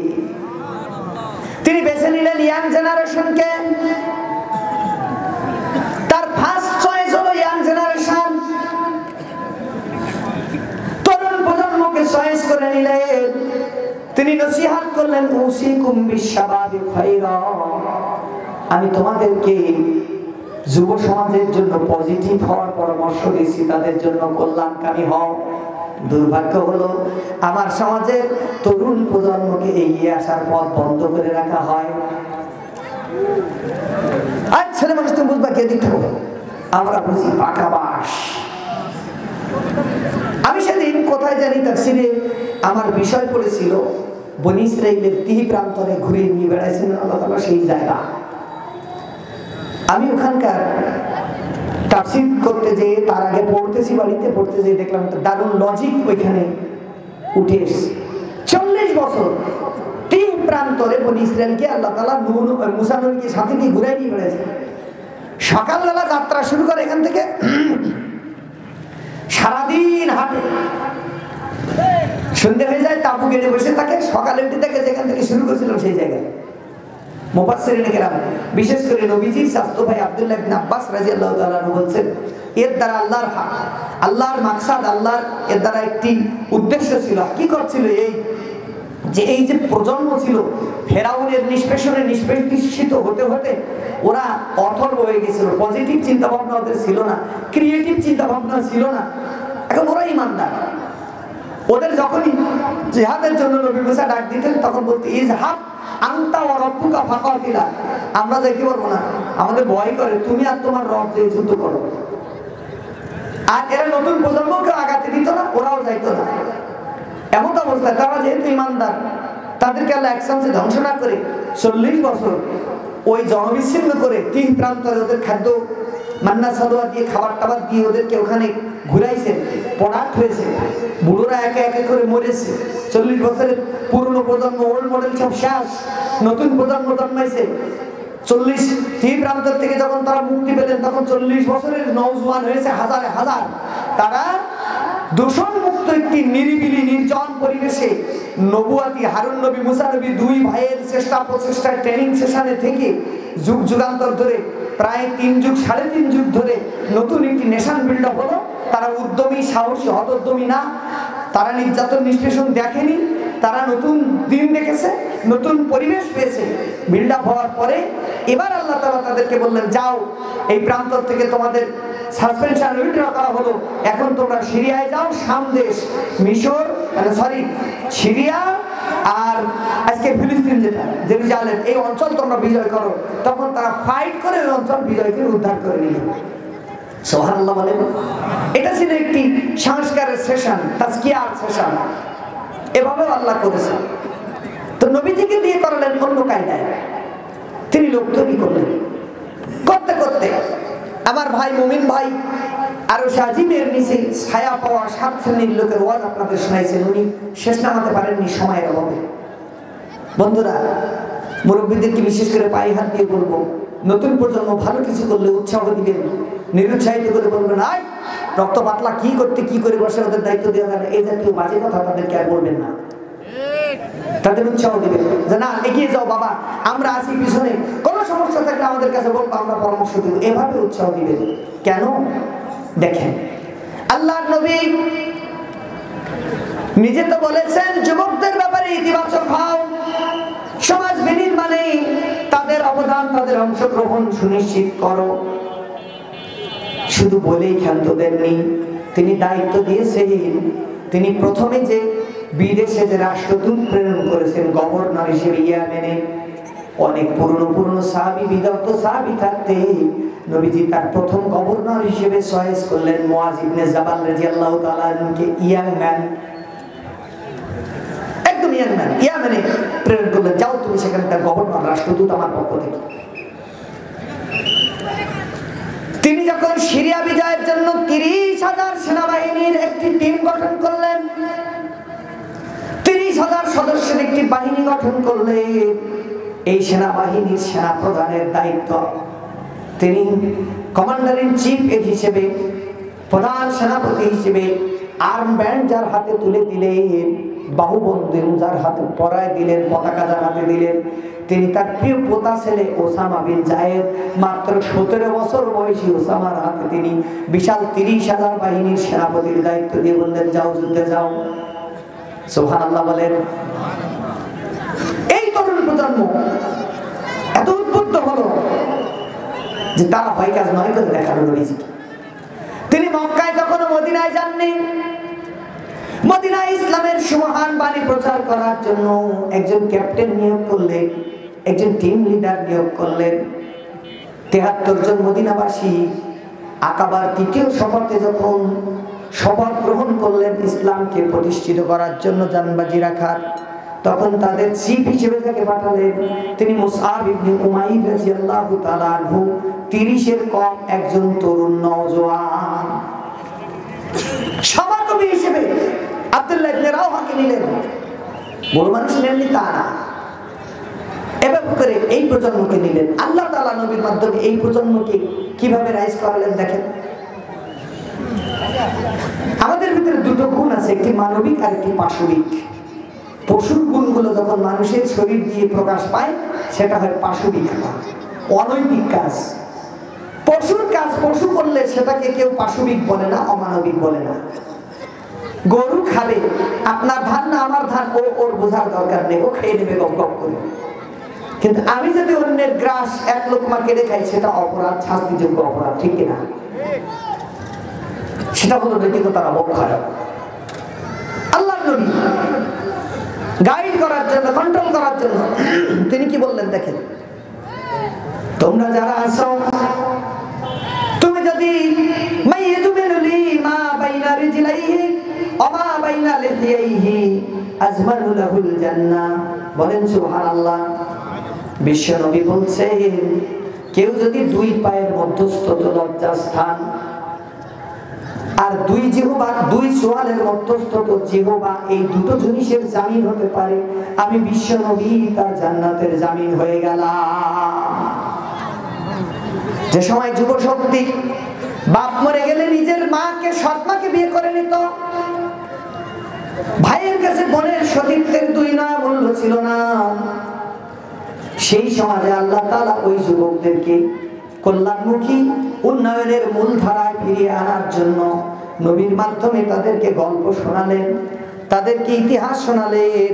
পুত পবিত্র চরিত্রের অধিকারী নবী ইউসুফের গল্প সূরা ইউসুফের মাধ্যমে কিভাবে রাষ্ট্রশক্তির কবলে পড়ে, কিভাবে ভোগের হাতছানি পেয়ে, কিভাবে অন্যায় কাজের অফার পেয়েও ফিরে আসতে হয়, নবী ইউসুফের চরিত্র তাদের সামনে পেশ করার মাধ্যমে ওই যুবকদের নৈতিকতা বিল্ড আপ করলেন। সুবহানাল্লাহ। কোন কিভাবে সংগ্রামের মুখে নিজেকে টেকসই করে দাঁড়াতে হয়, তিনি সেই সময় সেই যুবকদের সামনে সাইয়েদনা ইব্রাহিম আলাইহিস সালাতু ওয়াস সালামের তারুণ্যে তার যৌবনের কাহিনী তাদের সামনে সূরাতুল মারিয়ামের ভিতরে পেশ করে ওই যুবকদেরকে ওভাবে প্রশিক্ষিত করে সমাজের উন্নয়নের মূল ধারায় তাদেরকে অ্যাড করে দিলেন। ওয়াজকুর ফিল কিতাবে ইব্রাহিম, সূরাতুল মারিয়ামের ভিতরে আল্লাহ তাআলা শোনায় দিচ্ছেন, নবী আপনি আপনার অধীনের এই মানুষগুলোকে ইব্রাহিমের ঘটনা বর্ণনা করে শোনাই দিন। ইন্নাহু কানা সিদ্দীকান নাবিয়্যা, তিনি ছিলেন একজন সত্যবাদী নবী, সিদ্দিক নবী। সুবহানাল্লাহ। বলে সব নবীর এই সত্যবাদী। বলতে বলতে যে পিতার সাথে তার যে যৌবনের সূচনা লগ্নে আদর্শের কারণে যে ডিবেটিং হলো সেটা তুলে ধরেছে, বাবার কাছে তাওহীদের দাওয়াত দিয়েছে। বাবা বলছেন, ছেলে তুমি কি তাহলে নমরুদের ধর্ম বাদ দিয়ে নতুন মতে আসলে? তিনি বলছেন, এমন জ্ঞান আমি পেয়েছি, ওহির জ্ঞান, যা দিয়ে চরিত্র গঠন করেছি, যে জ্ঞান আপনার কাছে নাই। আমি আপনাকে সিরাতাল মুস্তাকিমের দিকে ডাক দিই। পিতা ঘুরে দাঁড়ালেন, পিতা বললেন, শোনো, তুমি যদি ওই মত, ওই পথ ছেড়ে না দাও, তাহলে তুমি জেনে রাখো আমি তোমাকে আমার বাড়ি থেকে বের করে দিব। আর যতদিন বাড়ি থেকে থাকার সুযোগ দিচ্ছি,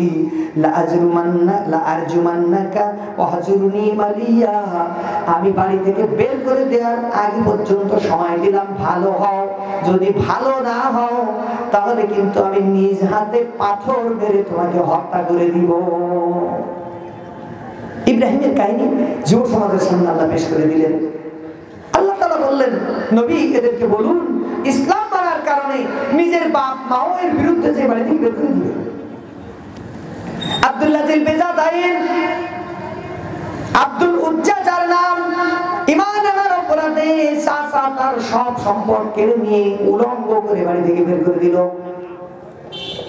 এই আব্দুল্লাহর সামনে ইব্রাহিম নবীর ইতিহাস জলজল করে চলতেছিল। তিনি সান্ত্বনা পেলেন যে আমার আদি পিতা, আমার জাতির পিতা ইব্রাহিম আলাইহিস সালাতু ওয়াস সালাম তাওহীদের বাণী মেনে নেওয়ার কারণে, প্রচার করার কারণে চাচা কর্তৃক বহিষ্কার, বাপ কর্তৃক বহিষ্কার হয়েছিলেন। আমি তো চাচার দ্বারা বহিষ্কার হলাম, দুঃখ নেই। ও সমাজের নারী জাতিকে বিল্ড আপ করার জন্য আল্লাহ তাদের সামনে চরিত্র তুলে ধরলেন। মারিয়াম আলাইহাস সালামের তার পুত পবিত্র চরিত্রের বয়ান শুনিয়ে সেই নারীদেরকে তিনি উদ্বুদ্ধ করলেন, তুমি যদি জগতে হইচই ফেলে দেয়া, সামাজিক কর্মকাণ্ডে নিজেকে যুক্ত করে দেয়া রমণী হতে চাও, তাহলে মরিয়মের জীবনীটা পড়ে নাও। সূরাতুল মারিয়ামে উযকুর ফিল কিতাবি মারিয়াম, ওখান থেকে তাদের ইতিহাস শোনায় দিলেন।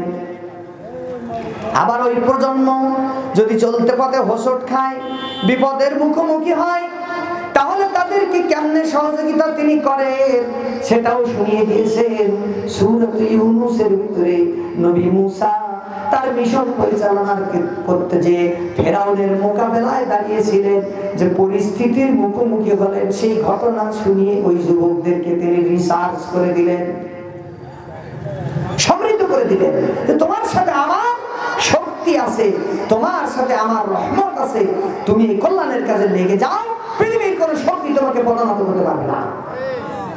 যেমন নওজোয়ান মূসাকে পারে ফেরাউন আর তার লোক লস্করকে আল্লাহ তাআলা ভূমধ্য সাগরে ডুবিয়ে, লোহিত সাগর অথবা ভূমধ্য সাগর, নীল নদ না, ভূমধ্য সাগরে অথবা লোহিত সাগরে ডুবিয়ে সলিল সমাধি ঘটিয়ে ফেরাউন সহ তার ৭০,০০০ বাহিনী সেখানে হাঙর কুমিরের খাবারে পরিণত হলো। আর প্রজন্মের নওজোয়ান মুয়াজ্জিন মূসা আলাইহিস সালাতু ওয়াস সালাম এবং তার ভাই হারুন আলাইহিস সালাতু ওয়াস সালাম বনী ইসরাইলকে নিয়ে দিব্যি সমুদ্র পাড়ি দিয়ে ওপারে চলে গেলেন। সুবহানাল্লাহ বলেন। আল্লাহ তাআলা এভাবে করে তাদেরকে কোরআনের কাহিনী শুনিয়ে শুনিয়ে রিসার্চ করলেন, নৈতিকতা বিল্ড আপ করলেন। এভাবে তিনি বললেন, তুমি যদি বিজয়ী মুমিন হতে চাও, সফল কাম মুমিন হতে চাও, ওয়াল্লাযীনা হুম আনিল লাগবি মুরিদুন, সমাজে অসঙ্গতি যা আছে, অন্যায় যা আছে, মন্দ কাজ যা আছে, তার থেকে নিজেকে গুটায় রাখবা, ক্লোজ রাখবা। তোমার সমাজ কোরআনের সমাজ হয়নি, তাই বলে তুমি সেই সমাজের সামাজিকতার কাছে হার না মেনে ব্যক্তি পর্যায়ে নিজেকে বিশুদ্ধ রাখো, মন্দের কাছে যেও না। ওয়াল্লাযীনা হুম লিযাকাতি ফাইলুন, কল্যাণের কাজ, নেকির কাজ, যাকাত আদায়, এসব কাজে তোমরা অগ্রগামী থাকবা। শুধু যাকাত মানে অর্থনৈতিক যাকাত না। ওয়াল্লাযীনা হুম লিফুরুজিহিম হাফিজুন, তুমি তোমার লজ্জাস্থানগুলোর হেফাজত করবা, সতর ডেকে রাখবা। তবে তোমাকে যতদূর যাওয়ার অনুমতি দেওয়া হয়েছে সেদিকে যাওয়া অসুবিধা নেই। দেখেন, আমার সমাজ ইচ্ছাকৃতভাবে একটা ভুল করে। সে বলবো ছেলে মেয়েকে বিবাহে নিরুৎসাহিত করে যে এখনো বয়স হয়নি, আর কিছুদিন যাক। আমার এই জিনিসটা বড় অবাক লাগে যে পিতা 25 বছর ছেলেকে, বয়সী ছেলেকে বিয়ে দিতে চাচ্ছে না, খতিয়ান খুঁজে দেখেন উনি 18 বছর হওয়ার পরে আব্বারে অন্য লোক দিয়ে বলা হয়েছে যে আমার বয়সে গেছে, আব্বারে বিয়ে দিতে হবে। এই বা ছেলের 27 গেছে, নিয়ে দেবে না, আর 2 দিন যাক। একটি সমাজে যদি বিবাহ কঠিন থাকে, জিনা সহজ হয়ে যায়। কথা বোঝেননি? আর বিবাহ সহজ থাকলে জিনা কঠিন হয়ে যায়, বন্ধ হয়ে যায়। আপনারা কি চান সমাজে ব্যভিচার চালু থাক? যারা পিতা আছে নিজ দায়িত্বে সন্তান বয়প্রাপ্ত হলে বিয়ে দিয়ে দিবেন, মেয়ে বা ছেলে। হ্যাঁ, চাকরি বাকরি নেই, বেকার ছেলে, বেকার তো আপনার ওর রিজিক ও নিয়ে এসছে, আল্লাহ তাআলা ওর রিজিকের বন্দোবস্ত করে রেখেছেন, হয়ে যাবে ইনশাআল্লাহ। যতদিন চাকরি পাচ্ছে না, পুত্রবধূ এবং পুত্রকে আপনি ভরণ পোষণ দেন, সাদাকার সওয়াব পাবেন। আপনার তো আছে, অসুবিধা নেই। আল্লাহ কোরআনে বলে দিয়েছেন, ওয়ালা তাকতুলু আওলাদাকুম খাশিয়াতা ইমলাক, খাবারে ভাগ বসাবে এই ভয়ে সন্তান হত্যা করো না। আপনারা তো এক দফা ফ্যামিলি প্ল্যানিং এর মাধ্যমে হত্যা করেছেনই, যে কটা হয়েছে তাও বিয়ে দিচ্ছেন না, প্রোডাকশনে আসলেই আবার নাতি ভুতি হবে, ভরণ পোষণ আমারই দেওয়া লাগবে, বেকার ছেলে। খবরদার, রিজিকের দায়িত্ব রাজ্জাকের হাতে, আপনার হাতে না। নাহনু নারযুকুহুম ওয়া ইয়াকুম, আমি আল্লাহ ওদের খাওয়াই, ওদের ওসিলায় তোদেরও খাওয়াই। কথা বুঝেন? সমাজ বিনির্মাণের জন্য সব দিকগুলো দেখতে হবে, অসঙ্গতি দূর করতে হবে, বিশ্বাসের সংস্কার করতে হবে, কর্মের সংস্কার করতে হবে। আর এই কাজটা একা একা হয় না, সাংগঠনিক ভাবে করতে হয়। আমি ভালো হবো, বউটা ভালো বানাবো, ছেলে মেয়ে ভালো বানাবো, ভাই ভালো বানাবো, পরিবারের সকলের ভিতরে অ্যাকোমোডেশন থাকবে সুন্দর। আমার পরিবার ঠিক হয়ে গেলে পাশের পরিবার ধরবো, তার পাশেরটা, তার পাশেরটা, তার পাশেরটা, এই করতে করতে ওয়ার্ড সুন্দর হয়ে যাবে, ইউনিয়ন সুন্দর হয়ে যাবে, উপজেলা সুন্দর হয়ে যাবে, সব জায়গায় ভালো লোক তৈরি হবে, প্রোডাকশন যাওয়া হবে, সব সুপারম্যান। তাহলে তারা পোস্টিং পাবে যেখানে, সেই জায়গাগুলোকে তারা জঞ্জাল মুক্ত সুন্দর করবে। আর এত কিছু করার পরেও যদি রাষ্ট্রীয় বাইন্ডিংস না থাকে, রাষ্ট্রীয় বাধ্যবাধকতা না থাকে, তাহলে মানুষ স্বভাবগতভাবে অন্যায়ের দিকে পা বাড়াবে। ফুফা দিয়ে, তাবিজ তোমার দিয়ে রাষ্ট্র চলে না। যদি তা চলতো, 13 বছরের মাক্কি জীবনে মুহাম্মদ রাসূলুল্লাহ সাল্লাল্লাহু আলাইহি ওয়াসাল্লাম বিপ্লব ঘটিয়ে দিয়ে তিনি সেইখান থেকে সুদ, ঘুষ, জিনা, ব্যভিচার, অন্যায়, অনিয়ম দূর করে দিতে পারতেন। কিন্তু যতদিন না রাষ্ট্র ক্ষমতা তার হাতে এসেছিল ততদিন সেটা করতে পারেননি। মদিনা মুনাওয়ারায় যে বড় চেয়ারে বসে হুকুমের চেয়ারে বসে হুকুম এক একটা দিয়েছেন, নিমিষেই বাস্তবায়ন হয়েছে। মদের প্রতি নিরুৎসাহিত করার আগেও ছিল, অন্যায়ের প্রতি নিরুৎসাহিত করার আগেও ছিল, কিন্তু বাস্তবায়ন হয়নি। নবীজি যখন রাষ্ট্রপতি, মদের আয়াত নাজিল হলো, তিনি বললেন, বেলাল, আনাস, তোমরা যাও, বেরিয়ে যাও, মদিনার গলিতে গলিতে যে ঘোষণা দাও আল্লাহ মদ হারাম করেছেন। নকিবরা যখন অলিগলিতে ঘুরে ঘুরে চিল্লায় চিল্লায় বলা শুরু করলো, ও ইমানদারেরা, আল্লাহ মদ হারাম করেছেন, মদের পাত্রগুলো পর্যন্ত বাড়ি থেকে ফেলে দিয়ে আসো। আজকে তো সীমা নাই, বিডিআর নিয়োগ দিয়ে, চৌকিদার নিয়োগ দিয়েও মাদক ঢোকা বন্ধ করা যায় না। এলাকায় এলাকায় মাদক নির্মূল কমিটি গঠন করেও ইয়াবা, ফেন্সিডিল, গাঁজা, বিভিন্ন মাদক থেকে যুব সমাজকে ফিরিয়ে রাখা যায় না। অথচ কোরআন কারীমের আইনের কারণে আনাস ইবনে মালিক বর্ণনা করছেন, বেলাল ইবনে রাবাহ বর্ণনা করছেন, আব্দুল্লাহ ইবনে মাসউদ রাদিয়াল্লাহু তাআলা আনহু বর্ণনা করছেন যে আমাদের মতো অনেক নকিব মহল্লায় মহল্লায় যে আমরা বলেছি মদ হারাম, ফেলে দাও, পাত্র ভেঙে ফেলো, মানুষরা যারা মদ তখন তো জায়েজ তারা পান করতো, যেমন আমরা আরসি পেপসি গুলো খাই না, ওরকমই তারা পান করতো। তারা বলছেন যে এক ঢোক খাইছে, পরবর্তী ঢোক খাওয়ার জন্য এই পর্যন্ত গ্লাস নিয়ে গেছে, এই সময় আমাদের আওয়াজ তার কানে গেছে, ওই ইমানদারেরা মদ হারাম, ওই গ্লাস ওভাবে ফেলে দিয়েছেন। শুধু ওই গ্লাসটি না, তাদের বাড়ির ভিতরে লাউয়ের খোলে গাজানো যত মদ ছিল টেনে এনে মরুভূমির ভাগাড়ে নিয়ে যেয়ে নিজেদের তরবারি দিয়ে কেটে কেটে পাত্রগুলো পর্যন্ত ভেঙে দিয়েছেন। এমনকি মরুর বালি ভিজিয়ে মদের নহর প্রবাহিত হয়ে গেছিল। এটা হলো শাসন ব্যবস্থার মাধ্যমে আসার সুফল। আমরা আইন করে রেখেছি, মদ এদেশে নিষিদ্ধ জিনিস না, ইম্পোর্ট হয়, বৈধ মদের বার আছে, দোকান আছে, বিক্রি হয়, আবার ছেলেমেলে বলছে খাবি না, খবরদার, তাহলে কিন্তু সমস্যা আছে। এটা কেমন কথা? স্ববিরোধী কথা না? আইন হতে হবে, এই রাষ্ট্রে মদ চলবে না, মাদক চলবে না, তাহলে কেউ খাবে না, ইম্পোর্ট বন্ধ করুন। আশা করা যায় ময়দানে আর তা থাকবে না। কথা বুঝতে পেরেছেন? এখন আমরা ওয়াজ করে কি মদ ইম্পোর্ট বন্ধ করতে পারবো? লাইসেন্স পাওয়া আছে তো?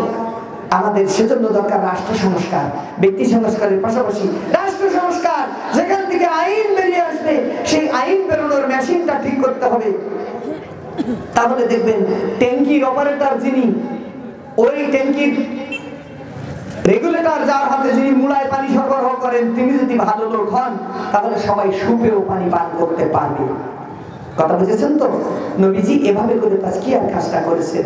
রিজিক যদি হারাম থাকে, কমিউনিটি যদি হারামে হাবুডুবু খায়, ওই সমাজ থেকে ভালো সন্তান আশা করা যায় না। পীর আউলিয়া আমলদার আলেম আশা করা যায় না। সেটা আশা করতে গেলে আপনাকে একটি সুন্দর সমাজ নির্মাণ করতে হবে। সেজন্য আপনার সময় দিতে হবে, অর্থ দিতে হবে, মেধা দিতে হবে, রক্ত দিতে হবে, প্রয়োজনে জেল খাটতে হবে, ফাঁসির মঞ্চে যে গলা পেতে দিয়ে ঝুলে পড়তেও রাজি থাকতে হবে, তবু আদর্শের কাছে নতি স্বীকার করা যাবে না। সমস্যা হলো এই, আমরা যারা বিপ্লবী চেতনা লালন করি, অতিমাত্রায় বিপ্লবী, তাদের জ্ঞান চর্চার সময় নেই, তাদের নফল নামাজ, নফল ইবাদতের সময় নেই, তারা টনটন টুই টুই করে সারাদিন ঘুরে বেড়াচ্ছি। আর যারা ধর্ম চর্চা করি, তাদের ভিতরে বিপ্লবী কোনো চেতনা নাই, তারা ওগুলাকে নাজায়েজ মনে করে মসজিদ, মাদ্রাসা, খানকার ভিতরে তসবিহ টিপার কাজ নিয়ে মহা ব্যস্ত আছে। এই তসবিহ টিপা আর ঘোড়া ডাবলানো দুটো যখন এক করে দেওয়া যাবে, অফিল লাইলি রুহবানান অফিল নাহারি ফুরসানান, রোমানদের গোয়েন্দা সংস্থা রিপোর্ট করেছিল মুসলমানদের তোমরা হারাতে পারবে না। রাত আসলে যায় নামাজে দাঁড়িয়ে ওরা পাগল হয়ে যায়, ফানাফিল্লা হয়ে যায়। দিন আসলে ঘোড়ার পিঠে চলে ওরা মরুভূমিতে দাবড়ায়, এমন দাবড়ায় যে ওদের ঘোড়ার খুলের আঘাতে ধুলো উড়ে যে সূর্যের আলো ম্লান করে দেয়। এই দ্বিমুখী চরিত্র এক করে ফেলতে পারলে, একদিকে সে বীর সিপাহী, আর একদিকে সে আল্লাহর ওলি, এই ফানাফিল্লা, জাকিরিন, শাকিরিন, এই দুই মুখী চরিত্র এক করে দিতে পারলে ওর দ্বারা একটি বিপ্লব হবে, টেকসই বিপ্লব, যে বিপ্লব প্রতি বিপ্লব ঘটানোর মতন কোন শক্তি পৃথিবীতে পয়দা হয়নি। আপনারা কি রাজি আছেন নিজেদেরকে সেই জায়গায় নিয়ে বিল্ড আপ করতে? তার প্রেসক্রিপশন হলো আল্লাহর কিতাব। আমি সময় একদম শেষের দিকে একটা ছোট 2 মিনিটের গল্প বলে শেষ করবো। ইরানে বিপ্লব হয়েছিল না? কথা বলেন। ওরা শিয়া, ওদের রেভলিউশনারি গার্ড আছে। 2009 সালে মার্চ মাসে আমি সাতক্ষীরা থেকে খুলনাতে ওয়াজ করতে আসতেছি, তখন আমার সাতক্ষীরা ভর্তি ছিল। শিবনগর থেকে দেখলাম সুদর্শন যুবক একজন, লম্বা চড়া ইরানি, আমি বুঝলাম হাতে ল্যাপটপ আছে, ট্যাব আছে, ট্যাব। ও বাসে ফিট পাইনি, স্ট্যান্ড ধরে দাঁড়িয়ে ট্যাব বের করে পড়তেছে। আমি লক্ষ্য করে দেখলাম যে সহিহ বুখারী পড়ে, আরবি ভাষা। আমি তো অবাক হয়ে গেলাম। তা আমার পাশের লোক নেমে গেল, সামনে নেমে যাবে, আমি জানি খর্নিয়া নেমে যাবে। আমি বললাম ভাই একটা বিদেশি লোক উঠছে, ভালো লোক, আপনি তো খর্নিয়া নেমে যাবেন, আপনি একটু গেটের দিকে যান, ইঞ্জিনে বসেন, আমি ওকে একটু বসাই, একটু গল্প করি। তো রাজি হলো। এই ছেলেটাকে আমার পাশে বসালাম, বয়সে আমার জুনিয়র হবে, মেবি 27, 26 এরকম তার বয়স। খোঁজখবর নিয়ে দেখলাম সে মালয়েশিয়ার ইন্টারন্যাশনাল ইসলামিক ইউনিভার্সিটিতে পিএইচডি গবেষণা করে। বুঝলাম যে না ভালো। সে কাবুলের একটি বিশ্ববিদ্যালয় থেকে পোস্ট গ্রাজুয়েশন কমপ্লিট করছে, আফগানিস্তানে, ইরানে লেখাপড়া করছে। তার সাথে কথা বলতে বলতে জানলাম সে যাচ্ছে ইরানে, এই খুলনায় বাহাপন্থী শিয়াদের বাহাই যারা, তাদের একজন ধর্মগুরু আছে, তার কাজে আছে। ভাই আমি জানলাম যে বাহাই শিয়া। তা আমি বললাম তুমি শিক্ষিত লোক, বিশ্বের নাম করা বিশ্ববিদ্যালয়ে লেখাপড়া করলে, তো তুমি বাহাই মতাবলম্বী হলে কেন? অসুবিধা। ও পরিচয় দিলে যে আমি আয়াতুল্লাহ। ইরানে আয়াতুল্লাহ হলো একটি ক্যাডা, সেটা হলো কোরআনে কারীম মুখস্থ এবং 5000 হাদিস মুখস্থ। কোরআন হাদিস থেকে যে কোনো বিষয়ে মাসআলা জিজ্ঞেস করলে ফিকাহের সহযোগিতা না নিয়ে কোরআন হাদিস থেকে সরাসরি মাসআলা ইস্তেমবাদ করে দিতে পারার যোগ্যতা অর্জন করলে সে আয়াতুল্লাহ উপাধি পাবে। দেখেন না আয়াতুল্লাহ খামিনি, অমুক আয়াতুল্লাহ, তমুক আয়াতুল্লাহ, ইরানের প্রেসিডেন্ট হয়, দেখেন না? এই আয়াতুল্লাহ হতে হলে, এই ক্যাডারে যেতে গেলে তাকে এই যোগ্যতা অর্জন করতে হবে। তা আমি বুঝলাম যে ও তো তাই। আমি ওর প্রতি আরো দুর্বল হতে থাকলাম।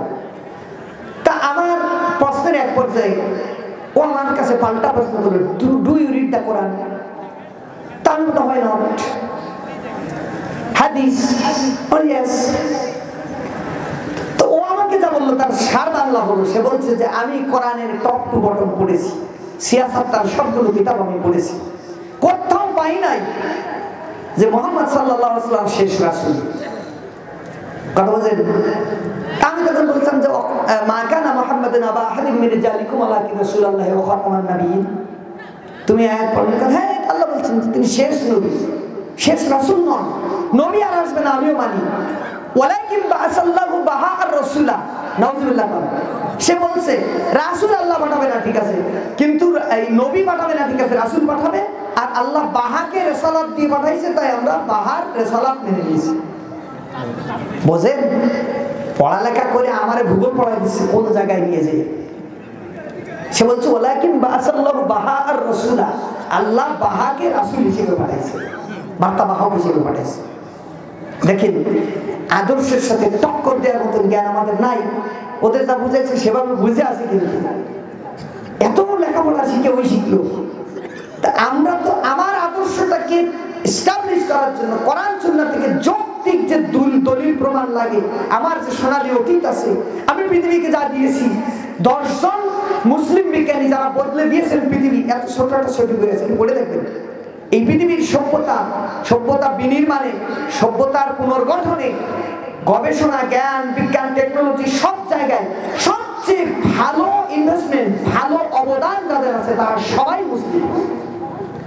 আপনি যদি লিস্ট করেন 1 থেকে 10, নিচের দিকে নামবেন, এই 10 জনই মুসলিম, অমুসলিম আছে 2-4 জন, 2-3 জন, কিন্তু তারা আউট অফ কাউন্ট, তাদের তা না নিলেও এই পৃথিবী স্বাচ্ছন্দ্যে চলতে পারবে। জ্ঞান বিজ্ঞানের জয়যাত্রা ব্যাহত হবে না ইনশাআল্লাহ। মুসলিমরা, ইমানদাররা যা দিয়েছে তাদেরই পৃথিবী চলতে পারবে। এখন দুর্ভাগ্য হলো এই জ্ঞান চর্চায়, কোরআন সুন্নাহর জ্ঞান থেকে আমার এই নতুন প্রজন্মকে সূক্ষ্মভাবে, প্রত্যক্ষ এবং পরোক্ষভাবে, অত্যন্ত সুচিন্তিতভাবে দূরে রাখা হয়েছে। আমাদেরকে কোরআনকে শুধু ধর্মগ্রন্থ বলে পড়ে সওয়াব নাও, ফজিলতে হেকায়াতে কোরআন, কিন্তু হুকুমাতে কোরআন আমরা আনতে চাই না। আপনারা কি এভাবেই ছেড়ে দিবেন, নাকি আবার মূলধারায় ফিরে যেতে চান?